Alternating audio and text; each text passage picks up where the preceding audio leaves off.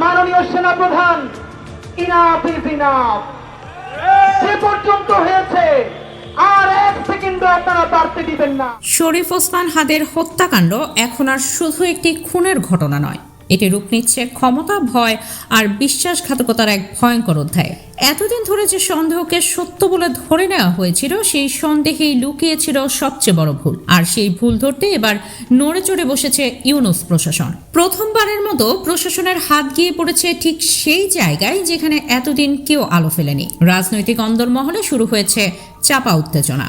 মোহাম্মদ ইউনূস ও সেনাপ্রধান ওয়াকারুজ্জামানের মধ্যকার সম্পর্ক নিয়ে চলছে ভাঙনের খেলা, যার ঢেউ গিয়ে লাগছে হাদি হত্যাকাণ্ডের তদন্তে। এতদিন সাধারণ মানুষকে যে গল্প শোনানো হয়েছিল, হাদিকে হত্যা করেছে ফয়সাল করিম মাসুদ আর সে ভারতে পালিয়ে গেছে, সেই গল্প এখন ভেঙে পড়ছে। কারণ আশ্চর্যজনকভাবে প্রশাসনের পক্ষ থেকে এমন কোনো চূড়ান্ত তথ্য কখনোই প্রকাশ করা হয়নি, বরং ডিজিএফআই এর অনুসন্ধানে বেরিয়ে এসেছে এক ভয়ঙ্কর সত্য, যেখানে শুটার ফয়সালের নামের সঙ্গে জড়িয়ে যাচ্ছে এমন এক শক্তি যার ছায়া সেনাপ্রধান পর্যন্ত বিস্তৃত বলে আলোচনা চলছে। এর মধ্যেই সামনে এসেছে আরেকটি তাৎপর্যপূর্ণ খবর। জুলাই আন্দোলনের প্রেক্ষাপটে সরকার এবার সরাসরি নিরাপত্তা জোরদার করার পথে হাঁটছে। জুলাই যোদ্ধা সমন্বয়ক, সংসদ সদস্য প্রার্থী এবং বিভিন্ন রাজনৈতিক দলের শীর্ষ নেতাদের জন্য বিশেষ নিরাপত্তা ব্যবস্থা নেওয়া হয়েছে। এর অংশ হিসেবে আন্দোলনের সম্মুখ সারির কয়েকজনকে দেওয়া হয়েছে গানম্যান। নাহিদ, হাসনাত সহ কারা এই তালিকায় আছেন তা নিয়েও থাকছে বিস্তারিত অনুসন্ধান। তদন্ত সংশ্লিষ্ট একাধিক সূত্র বলছে, হাদি হত্যার পেছনে এমন একজনের হাত রয়েছে যার কারণে শুটারকে জীবিত পাওয়া প্রায় অসম্ভব। কারণ ফয়সাল করিম মাসুদ যদি বেঁচে থাকে, তাহলে ফাঁস হয়ে যেতে পারে সেই নাম যে দাবার বোর্ডে বসে পুরো খেলাটা চালিয়েছে, সেই মাস্টার মাইন্ড যার পরিচয় সামনে এলে কেঁপে উঠবে অনেক শক্ত ভিত। সবচেয়ে বড় প্রশ্নটা এখানে, ওসমান হাদির সঙ্গে সেই অদৃশ্য শক্তির সম্পর্কটা কি ছিল? কি এমন জানতেন হাদি যার কারণে তাকে দুনিয়া থেকে সরিয়ে দেওয়াই একমাত্র সমাধান হয়ে দাঁড়িয়েছিল? সবকিছুর আদ্যপান্ত নিয়ে আমাদের আজকের এই বিশেষ আয়োজন, তাই সম্পূর্ণ ভিডিওটি না টেনে শেষ পর্যন্ত দেখার অনুরোধ রইল, কেননা শেষে রয়েছে এই হত্যাকাণ্ডের সাথে জড়িত আসল মাস্টার মাইন্ডের নাম। চলুন শুরু করা যাক। এই ওয়াকার সাহেব অথবা আর্মি যদি কোনো কু করার চেষ্টা করে, জনগণ গিয়ে ক্যান্টনমেন্টের ইট খুলে নিয়ে আসবে।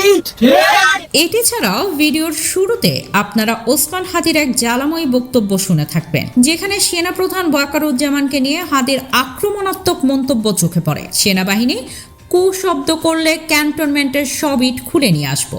এই ভয়ডরহীন সাহসী বক্তব্যে আরো এক লাইন ছিল এমন, ওয়াকার আপনি কি বাংলাদেশের সেনাপ্রধান নাকি ভারতের? এমন সরাসরি তীব্র মন্তব্য আগে কু বলার সাহস পেয়েছিল বলে আমার মনে হয় না। এই ওসমান হাদির এই সাহসী হুঙ্কার কি তার জন্য কাল হয়ে দাঁড়িয়েছে, যে কারণে তাকে আজ নিজের জীবন দিতে হলো? গতকাল রাত থেকে সামাজিক মাধ্যম জুড়ে ঘুরছে এক রহস্যময় ক্লু। হাদি হত্যার পেছনে এমন একজনের হাত রয়েছে যার কারণে খুনিকে জীবিত ধরা প্রায় অসম্ভব। কিন্তু মাস্টার মাইন্ডকে? জনমনে যে সন্দেহ শুরুতে শাহিন চেয়ারম্যানের দিকে থাকলেও তা এখন অন্যদিকে মোড় নিয়েছে। সন্দেহের তীর এবার তীব্র হয়ে উঠেছে সেনাপ্রধান ওয়াকারুজ্জামানের দিকে। কিন্তু কেন ফয়সালকে জীবিত উদ্ধার করা সম্ভব নয়? এই প্রশ্ন সামাজিক মাধ্যমে তোলপাড় সৃষ্টি করেছে। এর উত্তরে ইনকিলাব মঞ্চ হুঁশিয়ারি দিয়েছে, খুনিকে দ্রুত জীবিত গ্রেফতার করুন, বন্দুকযুদ্ধের নাটক আমরা দেখতে চাই না। বিশ্লেষকরা মনে করছেন, বিগত বছরগুলোতে যেভাবে গুরুত্বপূর্ণ কিছু কেস বন্ধ করা হতো বন্দুকযুদ্ধের আড়ালে, ঠিক তেমনই হাদির মৃত্যুর পেছনে সুদূর প্রসারী নীল নকশা থাকতে পারে। এর মূল পরিচালককে, সেই রহস্য এখনও উদ্ঘাটিত হয়নি। তবে ফয়সালকে জীবিত উদ্ধার করা সম্ভব হবে কিনা সময়ই তার উত্তর দেবে।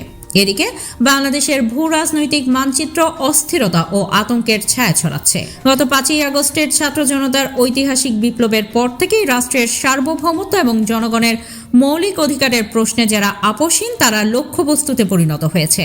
বিশেষ করে ভারতের একপক্ষীয় নীতি ও আধিপত্যবাদের বিরুদ্ধে যারা সোচ্চার, রাজপথে বা কলমে তাদের স্তব্ধ করার জন্য একটি সুদূর প্রসারী নীল নকশার ইঙ্গিত পাচ্ছে নিরাপত্তা সংস্থাগুলো। এছাড়া সম্প্রতি শরীফ ওসমান হাদির উপর প্রকাশ্য দিবালোকে সাবেক ছাত্রলীগ নেতা ফয়সাল করিম মাসুদের গুলি এই আশঙ্কাকে রাজপথ থেকে নীতি নির্ধারণী মহলে নিয়ে এসেছে। নিরাপত্তা সংস্থাগুলোর বিশ্লেষণে দেখা যাচ্ছে বাংলাদেশের অভ্যন্তরীণ রাজনীতিতে স্বাধীন দিল্লি প্রভাবমুক্ত কণ্ঠ যারা উচ্চারণ করছে তারা এখন বিশেষ হিট লিস্টের লক্ষ্যবস্তুতে পরিণত হয়েছে।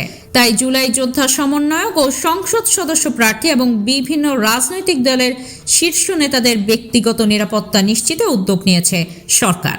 এরই অংশ হিসেবে জুলাই আন্দোলনে অংশগ্রহণকারী সম্মুখ সারির কয়েকজনকে গতকাল থেকে গানম্যান দেওয়া হয়েছে। তবে তাদের ব্যক্তিগত অস্ত্রের লাইসেন্স দেওয়ার বিষয়টিও প্রক্রিয়াধীন রয়েছে। এই তালিকায় রয়েছেন অন্তর্বর্তী সরকারের সাবেক উপদেষ্টা ও জাতীয় নাগরিক পার্টির সদস্য এনসিপির আহ্বায়ক নাহিদ ইসলাম, এনসিপির দক্ষিণাঞ্চলের মুখ্য সমন্বয়ক হাসনাত আব্দুল্লাহ এবং সিনিয়র যুগ্ম সদস্য সচিব তাসনিম জারা ও মুখ্য সমন্বয়ক সার্জিস আলম সহ বেশ কয়েকজন জুলাই যোদ্ধাদের। এছাড়া বেশ কয়েকজন রাজনৈতিক ও সংসদ সদস্য প্রার্থী ব্যক্তিগত নিরাপত্তার জন্য গানম্যান এবং অস্ত্রের লাইসেন্সের আবেদন করেছেন। এর মধ্যে রয়েছেন জামায়াতে আমির ডক্টর শফিকুর রহমান, বাংলাদেশ জাতীয় পার্টি প্রধান ব্যারিস্টার আন্দালিব রহমান পার্থ, গণসংহতি আন্দোলনের প্রধান সমন্বয়ক জুনায়েদ সাকি, বিএনপি মনোনীত সংসদ সদস্য প্রার্থী তানভীর আহমেদ রবিন, পাবনা ৩ আসনের বিএনপি মনোনীত প্রার্থী জাফির তৌহিন, জাতীয় পার্টির চেয়ারম্যান ও সাবেক মন্ত্রী আনোয়ার হোসেন মঞ্জুর, লিবারেল ডেমোক্রেটিক পার্টির সভাপতি কর্নেল আলী আহমেদ। এছাড়া ফ্যাসিবাদ ও আধিপত্য বিরোধী আন্দোলনে সক্রিয় শহীদ ওসমান হাদির পরিবারকেও দেওয়া হচ্ছে বিশেষ নিরাপত্তা। হাদির এক বোন পাবেন লাইসেন্স সহ গানম্যান, আর অন্য সদস্যদের সার্বক্ষণিক পুলিশ নিরাপত্তা নিশ্চিত করা হবে। স্বরাষ্ট্র মন্ত্রণালয় ও পুলিশের উচ্চ পর্যায়ের সূত্র থেকে এসব তথ্য নিশ্চিত হয়েছে। অন্যদিকে ইনকিলাব মঞ্চের সদস্য সচিব আব্দুল্লাহ আল জাবের বলেছেন, শরীফ ওসমান বিন হাদির খুনি দ্রুত সময়ে গ্রেফতার না হলে বাংলাদেশের যে কোনো পরিস্থিতির জন্য অন্তর্বর্তী সরকারকে দায় নিতে হবে। কেন্দ্রীয় শহীদ মিনারে এক বিক্ষোভ সমাবেশে আব্দুল্লাহ আল জাবের এই কথা বলেন। শহীদ ওসমান হাদির হত্যাকাণ্ডে জড়িতদের দ্রুত গ্রেপ্তারের দাবিতে এই বিক্ষোভ সমাবেশ করে ইনকিলাব মঞ্চ। আব্দুল্লাহ আল জাবের বলেন, হাদি ভাইয়ের খুনিদেরকে অতি দ্রুত যদি গ্রেপ্তার করা না হয় বাংলাদেশের যে কোনো পরিস্থিতির জন্য এই সরকারকে দায় নিতে হবে। তবে সরকার বলতে শুধু প্রধান উপদেষ্টা অধ্যাপক মোহাম্মদ ইউনূসকে বোঝাতে চান না ইনকিলাব মঞ্চের সদস্য সচিব। তিনি বলেন, তিনি মনে করেন ৫ই আগস্টের পর সব রাজনৈতিক দল, আইন শৃঙ্খলা বাহিনী সবাই মিলে দায়িত্ব নিয়েছে। কাজেই ৩০ কার্য দিবসের মধ্যে খুনিদের গ্রেপ্তার ও বিচার করা না হলে সবাইকে এর দায় নিতে হবে। ওসমান হাদি হত্যার বিচার ও নির্বাচন দুটি আলাদা বিষয় বলে উল্লেখ করেন আব্দুল্লাহ আল জাবের। তিনি বলেন, দুটিকে কখনোই আপনারা এক করবেন না। নির্বাচনের সময় হবে। হাদি ভাইয়ের বিচার, এটার জন্য আমরা সময় দিয়েছি ১ মাস। যেখান থেকে ওসমান হাদিকে হত্যার পরিকল্পনা হয় সেটাকে গুড়িয়ে দেওয়াই হচ্ছে সব থেকে বড় ইনসাফ। এছাড়া প্রতিবাদ সমাবেশে অংশ নেন শহীদ ওসমান হাদির বড় ভাই ওমর হাদি। তিনি সরকারকে হুঁশিয়ারি দিয়ে বলেন, তারা যদি ইনকিলাব মঞ্চের পক্ষ থেকে জনগণকে রাস্তায় নেমে আসতে বলেন তাহলে সরকার জনগণের সেই স্রোত ঠেকাতে পারবে না।